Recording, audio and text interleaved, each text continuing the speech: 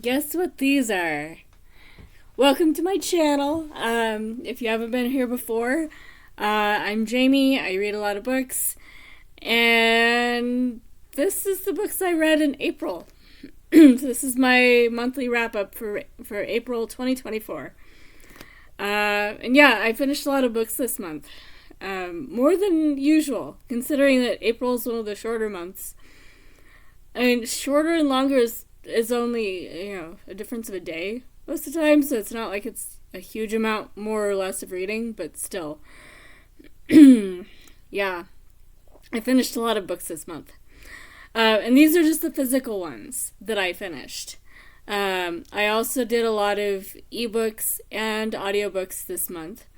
A lot of ebooks, which is unusual for me, but I've been getting into NetGalley. And I did a bit of a NetGalley mini readathon. I don't know. It wasn't exactly like I was only reading NetGalley, but I was mostly reading NetGalley for about half a week. So that bumped my numbers up a little bit, but I finished 41 books in April. So yeah. So I won't go into a lot of detail in most of these, but I'll show you all the books I finished, and tell you whether I liked them or not. Basic vibes, basic impressions. So if you are contemplating reading any of them, you have some idea what I thought about them. Let me know in the comments if you've read any of them or if you want to know more about them. So I'll start with the end of the month first because they're on top. So the last 2 days of April, these were the books I was reading. I was finishing up The Loving Spirit by Daphne du Maurier. I didn't get a lot out of this book. I think I might do a reread on this one when I'm more in the mood for it. I started it, the very first book, when April began. And then it took me all month to read it. I barely finished it. And I don't know, I just wasn't feeling it. So once I finish all the Daphne du Mauriers, I may go back and reread the ones I don't really remember and see if I just need to be in the same voice for more than one book. I have found with some authors that if you read more than one of their books back to back, you get into their voice a little bit better. I'm hoping that that's the case with this one, because I do generally like du Maurier, but I just didn't get into this one. And there have been one or two others in the past that I didn't like all that much either. But the one I read earlier in the stack, Marianne, I liked that one. I still don't remember that much about it. It wasn't one of those where the plot sticks with you for the rest of your life, unless you really relate. But I liked it. This one, I'm just like, meh. It was a book. I read it. But I don't think it was a bad book. I think I was in the wrong mood for it or something. So this one will probably be a reread for me. Maybe next year. I also finally finished all the stories of Muriel Spark. This is one I got off a free shelf, and I love Muriel Spark's novellas. So I was expecting to really like this, and I did. This is one I will probably keep. I don't keep most of the books once I finish them, but I really like this one. Really good short stories. I think she's about as good with this, super short form and with the novella length. So I don't think there's any, like she can't write long form or can't write short form. She didn't write long novels. All she wrote was novellas and short stories that I know of. But yeah, definitely if you want to check out Muriel Spark and don't want to commit to a novella yet, and that's all you have to commit to anyway, and her books are about 100 to 150 pages. But if that's too much, start with short stories. They're really good, and they are pretty varied. The first ones tend to be set in Africa, which is interesting. I'd forgotten that about her, that she actually does have an Africa connection. South Africa, I believe. So yeah, pretty cool. Then we have Life Before Man by Margaret Atwood. And maybe I just wasn't in a literary fiction mode, because this one I also did not get that much about. I didn't like the characters very much. I think that was part of it. So this one also might be a reread. Like, did I really just not vibe with it because I wasn't in the right mood? I don't know. So there may actually be an event. That may be an event, actually. A reading project. So, like, maybe next January I, revisit some of these that I didn't get much out of. And, was it me or was it the book? Good question. So, yeah, I'll keep that in mind. But anyway, not a bad book. I certainly did not hate it. I just don't really remember it. I finished the last page. I was like, oh, the book is done. Okay. And considering that those two authors are so reliable, like, it may just be me. Then we have, these aren't in any particular order. These are by how well they stack. So I have Hondo by Louis L'Amour. A story involving lots of Indians. And in this one, it's set when, I don't know if it's all the tribes or just some of the tribes are fed up with the way they're being treated, and they are almost declaring war. Not maybe as organized as would make it easy to say they were at war, but some historians do call it a war. Anyway, so it's set with a white guy who comes across a white lady and her son who are living by themselves in a homestead, and they're in the middle of Indian Territory, and there's a war on, and what the heck are they doing out here all by themselves? Because they're targets. They might as well have a target painted on their backs, because that's a terrible place to be. So he's trying to help them. Except that he doesn't want to get involved. But he does. Anyway. So, pretty good book. Definitely one where L'Amour's sympathy with the Indians, with the Native Americans, shows up a little bit more. So, pretty good. As far as diversity, it actually does have diverse characters. So, that's alright. The Bostonians by Henry James. I vaguely remember this one, enough that if I was to discuss it with people, the details would come back. But I don't really like Henry James that much. Two Americans showing up in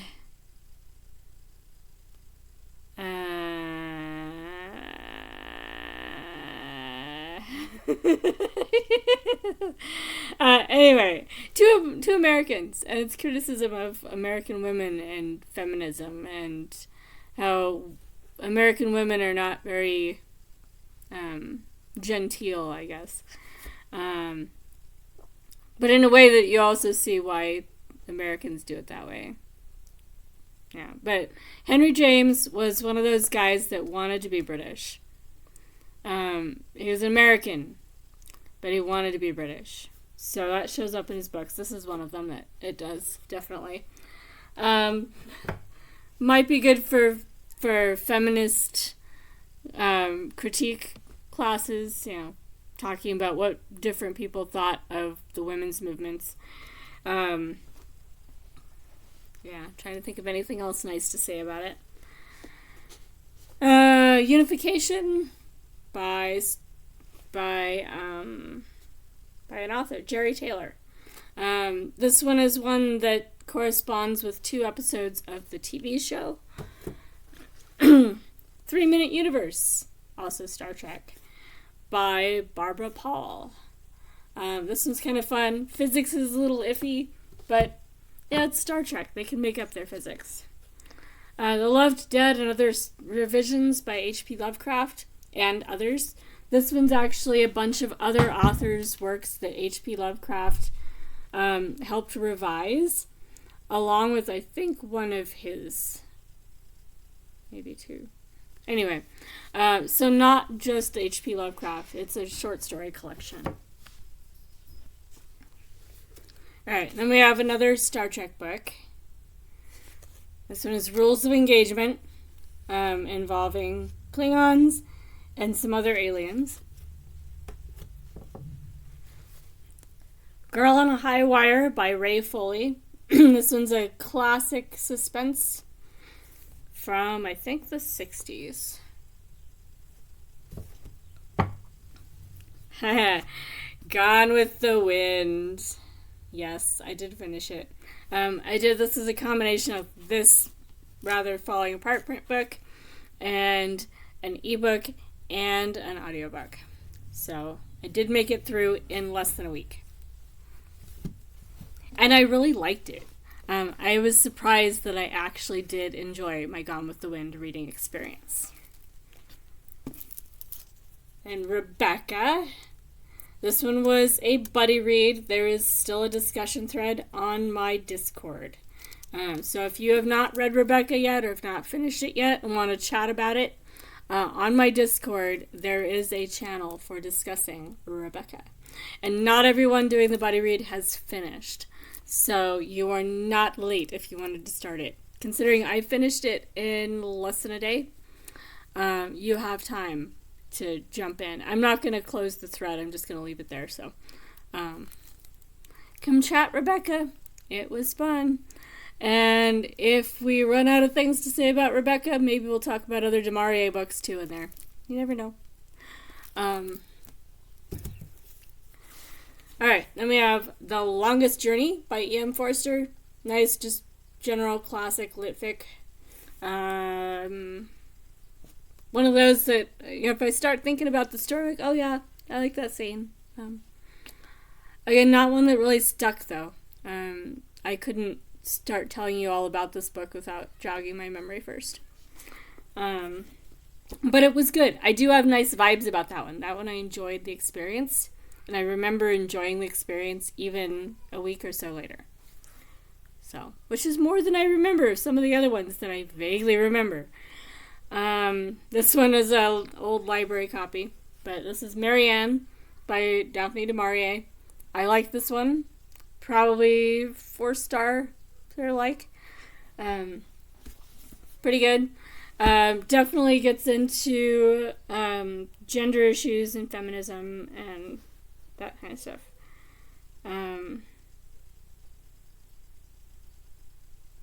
Yeah, so that one was pretty good. Faculty of Murder by June Wright. This is a classic that's been reprinted, I believe. It was pretty good. Alright, then we have the fourth book in the Alcatraz versus the Evil Librarians series by Brandon Sanderson. This one is The Shattered Lens. And I will be resuming this series with book 5 this month. I have one library book, which I get to return now that I've done a video that includes it to finish it off. Tom Lake by Ann Patchett, which I did as a print book and an audiobook. Not immersion reading, but like when I had to do stuff like housework, I would switch to the audiobook. Pretty good, except they're all so happy. The scandal is not a scandal. There's so little conflict in this book. It would be a good palate cleanser if you've been reading too much ugly stuff lately. If you've been reading books where you need therapy afterwards, this could be your therapy. It really is just a almost alarmingly happy book. I was relieved when I moved on to something less happy. Like, this is normal again. Okay. The Coincidence Makers by Yoav Bloom. This one I got as an ARC years ago. It came out in 2018. Yeah.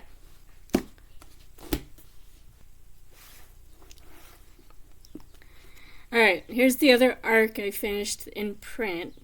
The Talented Mrs. Mandelbaum. This one I really liked, 5-star. It's a biography about a lady crime boss from New York City. Yeah, I did not know about this lady before I read this book. It was very cool. Well written, interesting subject, and a lot of good background. Mrs. Mandelbaum starts out in Little Germany, a section of New York City that was all German immigrants and spoke German, and like being in Germany in New York. And some of my ancestors started out there as well, so it was really cool reading about that. Because Marguerite Fox did a really good job of portraying that environment so that you could kind of imagine what it would be like to live there. So I enjoyed that.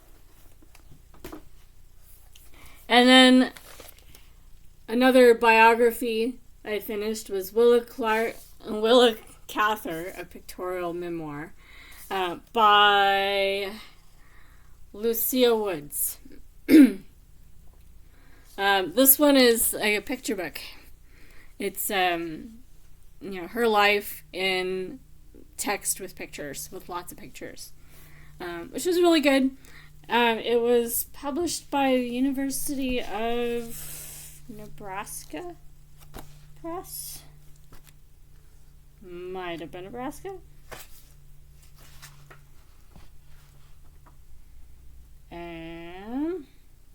Yeah, University of Nebraska Press.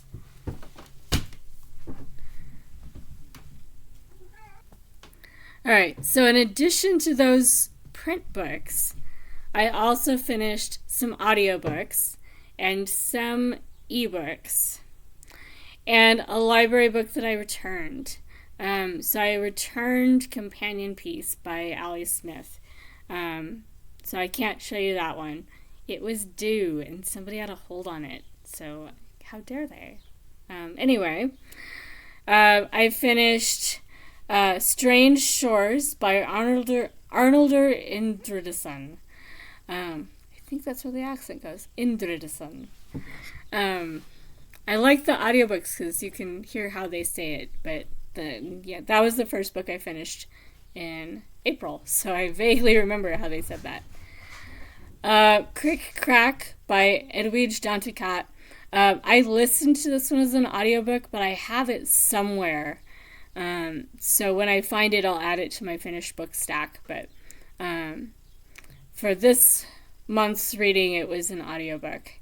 And Danticat is a really good author. All of her books are a bit dark, just because of the setting being a really dark setting. But really good books. The first NetGalley I finished in April was Booked on Murder by Alison Brooke.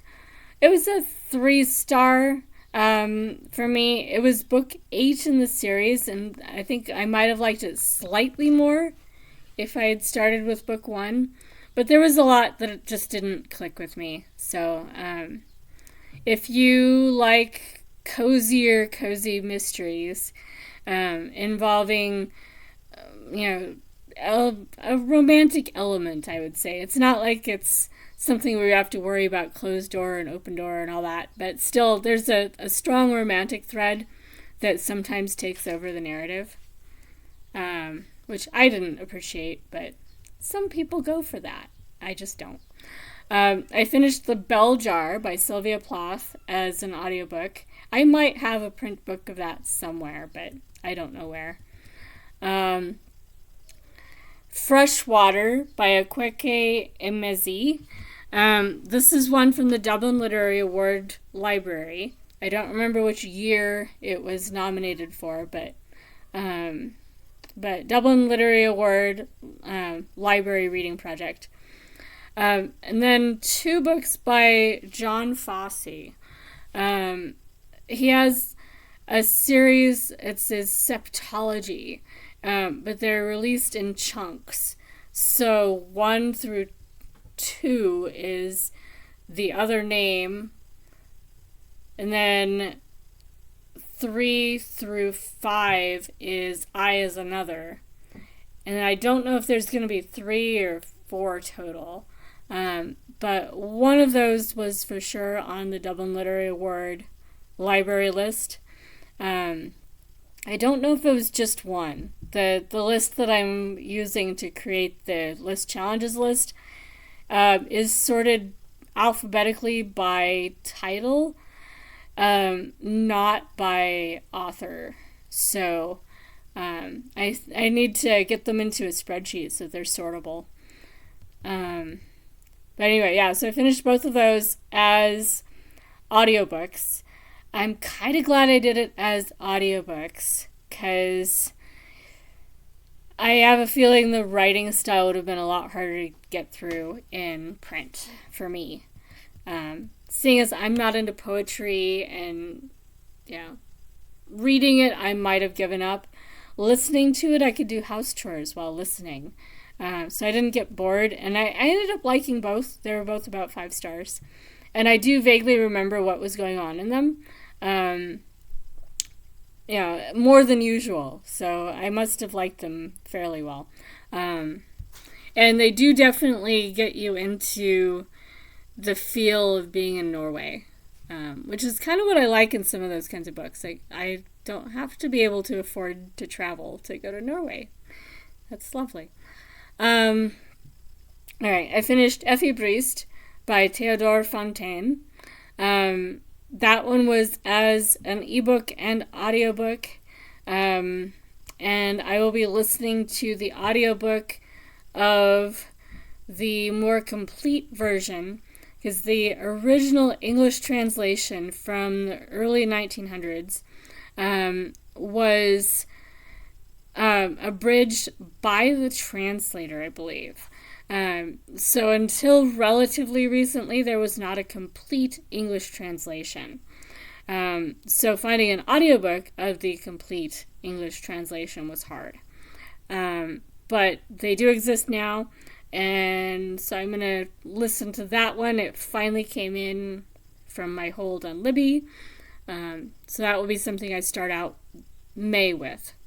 And then we'll possibly be doing a buddy read of Effie Briest maybe in September. Nicole from Noteworthy Fiction and I have been chatting about it, and she was trying to read it and it was not working for her. But partly because she just didn't have the background for it yet. So that's the buddy read. It's a pretty good book. I do recommend it. It is a bit of a morality tale sort of classic. So it's not really preachy, but a lot of modern women might raise eyebrows near the end. I'll put it that way. But not in a way that ruins the book, just maybe knocks it down a star. But it is a classic. It is definitely encapsulating an attitude that would have been true to its time, which is part of what we kind of want from early classics. It is interesting to read books set in Germany before the World Wars. So I enjoyed it. But 4 stars, not 5. I finished Hello Beautiful by Anne Napolitano. I loved this one. It was a 5 star. Kind of a family saga story. It was a Dublin Literary Award long list, I think, for this year. It's relatively recent. Maybe last year, but Dublin Literary Award project. Also, Dublin Literary Award project is Fresh Water for Flowers by Mallory Ravenmount.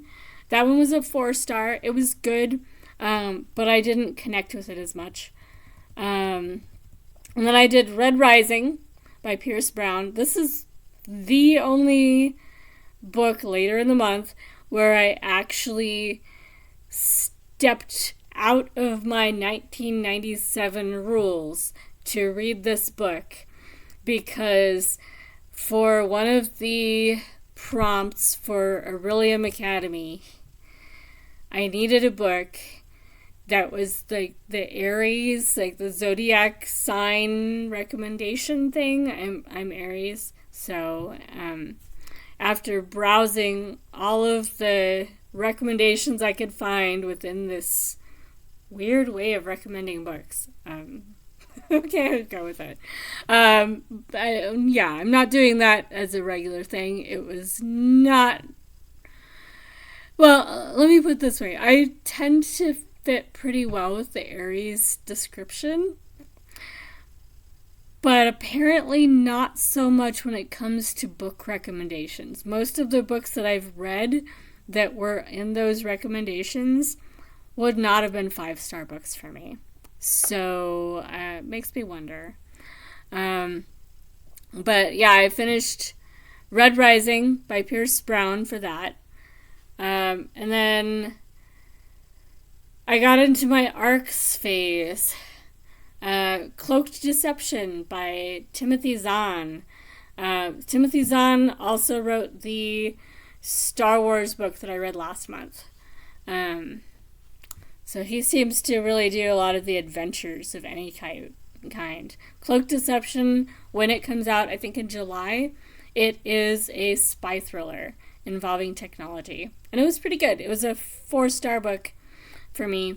I like his writing style. It's definitely more of a popcorn read. There's, heavier content, but not written in a way where you're supposed to dwell on it. It's an adventure. It's along the same lines as Clive Cussler books. It's meant to be a fast, fun read, not something that you're going to do a book group over and analyze every line. Then we have Stone Blind by Natalie Haynes, which was not an arc. This one came out in 2022, and I believe it's also in the Dublin Literary Award library list.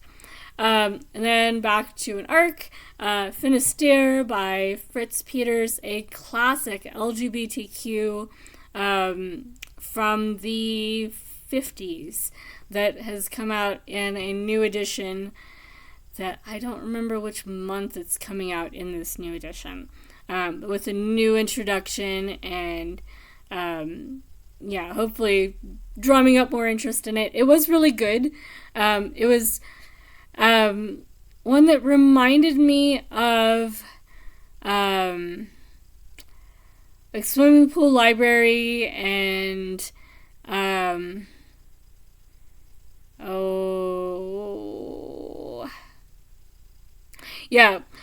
other books by the same author of the Swimming Pool Library, which I didn't like.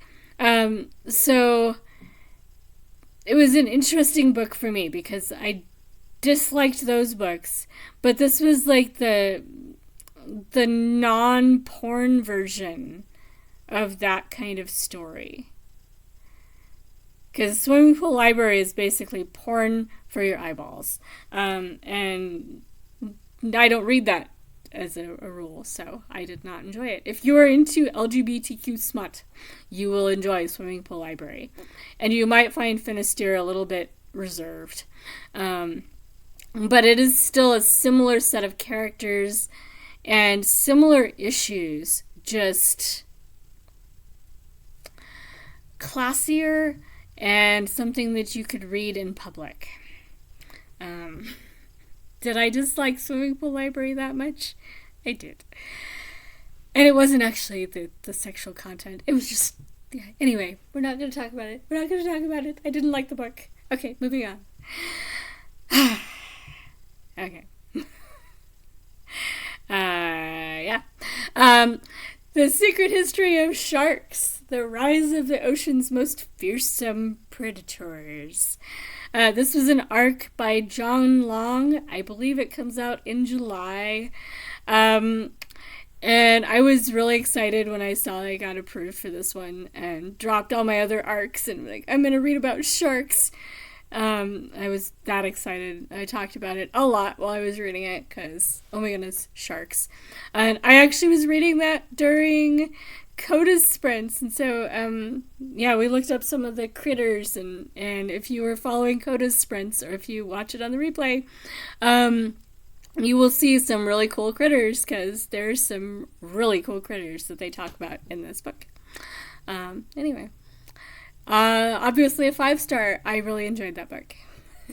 And I highly recommend it. If you like sharks or anything to do with the deep sea, you should definitely check out The Secret History of Sharks by John Long when it comes out this summer.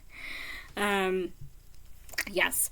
And then I went on to another arc that was pretty good, another 5-star for me, Shanghai by Joseph Cannon. My first book by Cannon, although I own several others.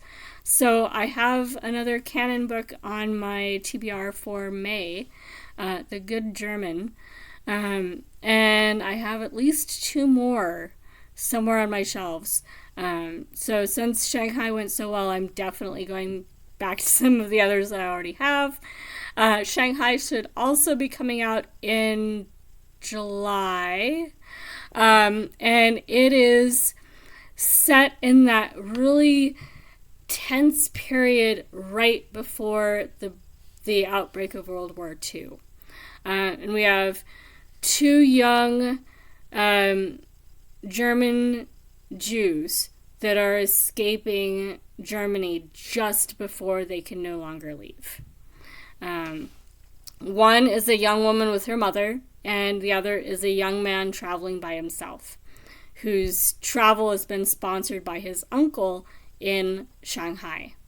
And they are escaping towards China because that is one of the few places they can still go when they are leaving Germany. So they arrive in Shanghai, and the young man, because of his uncle, is immediately landing on his feet. He has a job. He's set up. He can afford to survive in Shanghai. The young woman and her mother are not so fortunate, and we're kind of following what their options are, how they deal with it, and some of the other stuff going on, because at that period in history, the war between Japan and China has just ended, and Japan won. And everybody there thinks that the only way they're going to survive long term is by cozying up to the Japanese. So whatever the Japanese say goes. They have a puppet government that, ostensibly it's still China running China, but it's really not. And Mao Zedong and his people are off, hiding. They've done the long march, and they are hidden away in the countryside, sort of regrouping. And everybody is talking as if when the communists show up, that they might oust the Japanese, although nobody actually believes it's going to work. Nobody believes the Japanese are going to be, leaving anytime soon. And I know enough about this history to be like, do you really want this to happen? And Japanese are bad, definitely. They did terrible things to the Chinese after and during that war. Anyway, so there's a lot that you as a reader can know about what's going to happen that the characters don't. And it creates this amazing sort of tension because the story isn't actually about that at all. It's just always looming in the background. It was a really cool setting for that kind of story because it really does a lot of the tension forming in the backdrop. The book itself is only about 300 pages. So, it was pretty good. All right. And then The Unthinkable Truth by Yona Boskila. It's a philosophy book disguised as a novel, and the novel part barely works. The philosophy is really overdone. And yeah, 2-star book from me. Yeah. There might be people that really find it amazing. If you are 18 to 21 and in that phase where you like to stay up late discussing crazy philosophy while high or drunk, this book reminded me of those kinds of conversations. And I used to do that, when I was in my first undergrad. There were those days where you just start talking and it gets past midnight and you're still talking and the sun comes up and you're still talking and you've just talked your way through all of the important stuff in the world. And then you do it again the next night and the next night. And there's a phase for a lot of people where they do this.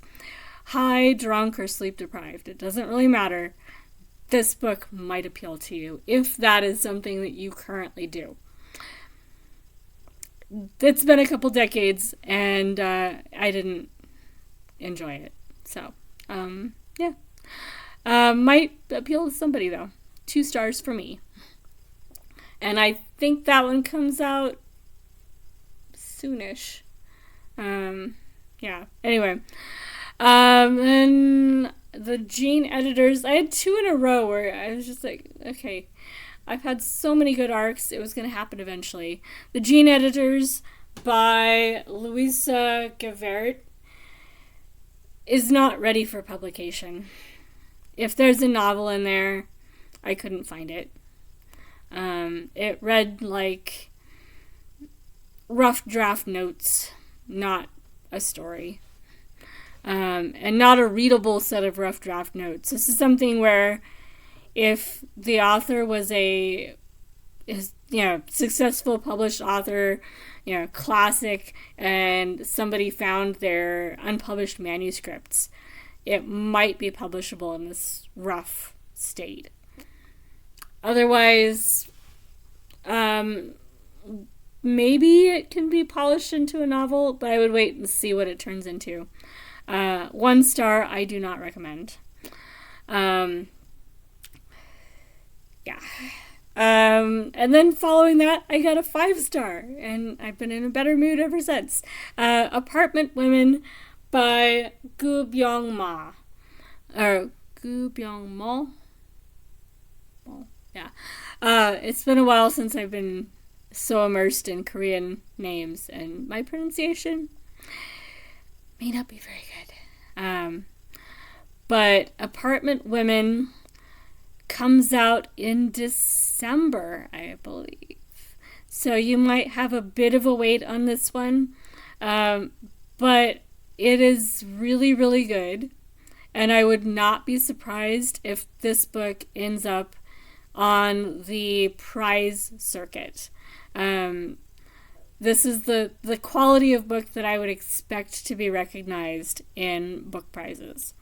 So if you are somebody that follows book prizes and likes to read all the book prizes, this is one to read. And if you do NetGalley or have access to early arcs of it elsewhere and want to get a head start on it, there's a good chance that this book might be one that you could read it before you have to cram and read all of the books on whatever long list you read. It's on that caliber. If it's not included in one of those prizes, it's still really, really good. But it might also be getting a head start on those prize list reading projects. So yeah, definitely recommend. If you are not familiar with Korean names, you might want to pay special attention to the cast of characters in the front of the book and check back with it for a little bit till you get caught up. The author does provide a cast of characters at the beginning of the book, but it is still a little tricky. A lot of Korean names to an American reader don't sound particularly gendered. We just don't have those sounds connected with male or female. So when you're trying to remember, is this the wife or the husband? I'm pretty good at that with World Lit, and there were some scenes where like, oh, wait a minute, wait, that's the wife. Okay, we're not doing homoeroticism here. We're just getting characters confused. So if I was getting confused, other people probably will too. And I did see that one of the other reviewers also had issues with this. But I think that's a cultural thing, just because the sorts of names that we associate with men and women are just that much different that it's just hard to remember sometimes. But once you get into it, it sorts itself out. Excellent book, definitely worth reading. And then I did Tomorrow and Tomorrow and Tomorrow, which was another 5-star book by Gabrielle Zevin. This one is a book about a woman who does game programming, which is a very male-dominated field with lots of sexism. So, this is following this woman's life and times as a programmer. It's an excellent book. And actually, this one and Apartment Women kind of tied together on the feminist theme, because they're both, kind of examining women in, their place in society. So I think that's all my audiobooks and ebooks. Yes, that is all of them. How many books have we read? Anyway, so that's all the books I read in April. What were my favorites? Probably The Sharks and Apartment Women. Those are really good. I did not finish all the books I'd hoped to. I didn't get to Stendhal at all, which I was supposed to have. I was supposed to have read Charterhouse of Parma. Did not happen. Didn't even pull up the ebook once. Or the audiobook at all. So there went that. I did not start the London by Rutherford that I was supposed to have started in on either. So some of the projects that are kind of year-long things, I fell off on totally. I did do pretty well with Old School April. I put away all of my clothes that were too modern, so all of my clothes all month were by default 90s styles, so I was dressed appropriately for being in 1997 all month, because that's all I had available. And I only felt costumey once or twice, because I was a young adult and a teenager in the 90s, so my sense of what clothes are formed during the 90s. A lot of the things that we wore back then, I'm just like, oh, doesn't everybody dress like that? So I probably look a bit dated sometimes, because I just default to that. But I think everybody does. Everybody defaults to their style that they formed during their teen and young adult years, whichever era that is. As far as reading, I only had a couple slip-ups, and they were calculated. They were specifically like the book is going to be due and I can't renew it kind of thing, or the one, Red Rising, that I had to have for a particular requirement. I did finish all of the prompts I needed for Orillium Academy and for the Tomes and Treasures readathon, and I finished 40 books that I counted for Old School April in some way or another. I watched a lot of old TV shows. I watched Midsummer Murders, Poirot, of course, Waiting for God, Dirk Gently's Holistic Detective Agency, which is nostalgia. I don't know about, dates, but nostalgia. And definitely a retelling of an older book in a show form. That one is really cute. If you haven't watched it before and you like weird, really good show. I also watched some Banana Man and Danger Mouse. Yeah, so those were fun. And I need to go back and watch Danger Mouse again, because I always watch Banana Man when I get bored, but I'd forgotten about Danger Mouse, and it's so cute. Yeah. I listened to several playlists of 90s music. I pulled up the top 100 playlists for 97 and 96, and yeah, that was fun. Yeah, and then I got in my time machine last night and came back. And so I'm here in 2024, and for May I will be in 2024 reading all the books I have, including old books and modern books, and lots of arcs. And I'm still going to be doing Dublin Literary Award and trying to get my NetGalley down to 0. I love the idea of trying the UK version of NetGalley, which will require playing with, resetting my password, because when you have your computer do it, you forget it, and then so I need to reset my password. And so I'm going to try and get my NetGalley down to 0 first, just for the heck of it, and then when it's at 0, I'm going to try the other side of NetGalley. Because most of the books for all the prizes that I, sort of am following people that are reading, and certainly the Dublin Literary Award, are keyed into UK publishing, not to US. So, that might be an interesting way to experience NetGalley. But I am going to set a goal to actually get to 0 first before I look at a totally different list of books. Yeah.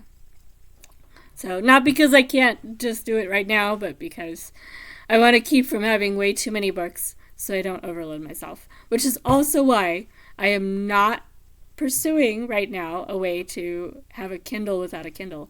I know that the Kindle Unlimited readathon is going on all May, and I could read Kindle on my screen.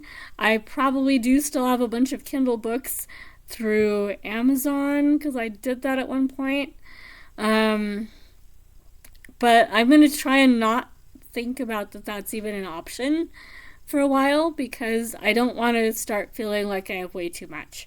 And I think that's where a lot of these readathons come from, is you take it all on all at once, and then you overload yourself. And you either burn out or you have to come up with a plan. I'm preemptively doing a plan that involves not doing it all at once. So, yep. I'm hopefully going to be able to connect to my internet better, because I'm going to try and jump back on Coda's Spritz, which is what I'm doing this in the middle of while my internet was behaving badly. And get back to my reading. I am starting on State of Fear by Michael Crichton, which will be hopefully my first print book for me. And I will catch you guys again in the next video, probably the weekly wrap-up in 7 days. So I will catch you again soonish. There may be more videos between now and then. Probably will be, but definitely one in a week, wrapping up the first week of May. So, talk to you later, guys. Bye!